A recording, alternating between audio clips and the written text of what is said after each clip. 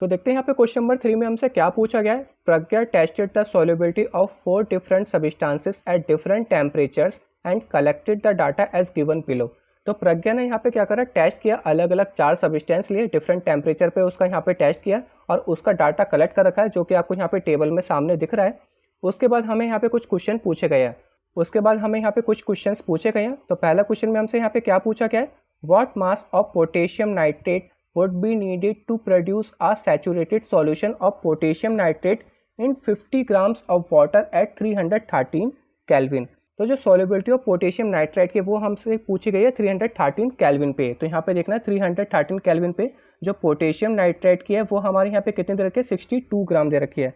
कितनी दे रखी है यहाँ पे, 62 ग्राम। तो मैं यहाँ पे लिख लेता हूँ, हम एक ही बात कर रहे थे। तो हमें यहाँ पे क्या दे रखी है, पोटेशियम नाइट्रेट की जो सॉल्युबिलिटी है वो हमें यहाँ पे दे रखी है 62 ग्राम इन 313 केल्विन। तो यहाँ पे 100 ग्राम्स ऑफ वाटर में हमें यहाँ पे कितना मिल रहा है, 62 ग्राम ऑफ पोटेशियम नाइट्रेट मिल रहा है। तो इसका मतलब हमारे यहाँ पे क्या होगा, 50 ग्राम्स में हमें इसका हाफ मिलेगा। तो सिंपल हमें यहाँ पे क्या करना है, इसको डिवाइड करना है।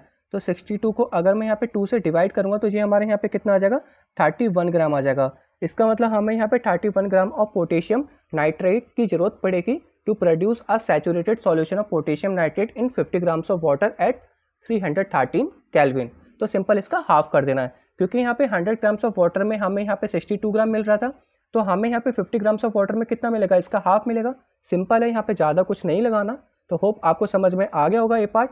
तो बी पार्ट में हमसे यहाँ पे क्या पूछा गया है, Pragya makes a saturated solution of potassium chloride in water at 353 kelvin and leaves the solution to cool at room temperature. What would she observe as the solution cools, explain.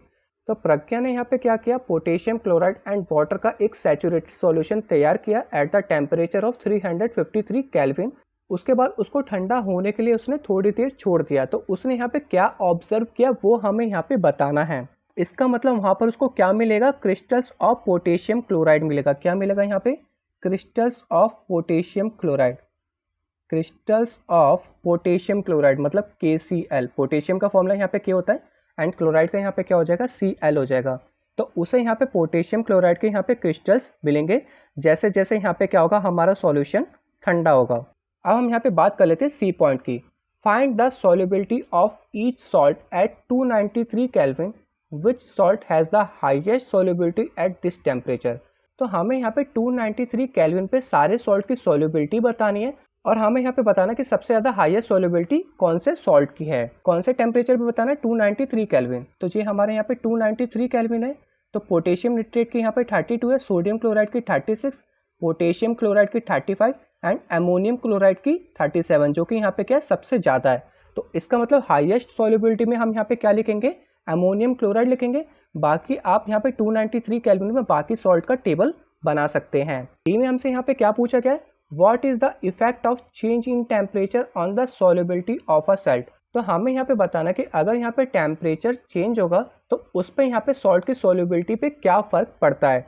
तो यहाँ पे आपको सिंपल दिख रहा होगा, जैसे जैसे यहाँ पे टेम्परेचर इंक्रीज हो रहा है वैसे वैसे यहाँ पे सॉल्ट की जो सॉल्युबिलिटी है वो भी यहाँ पे क्या हो रही है, इंक्रीज हो रही है। तो मैं यहाँ पे लिख सकता हूँ solubility of salt, solubility of salt increases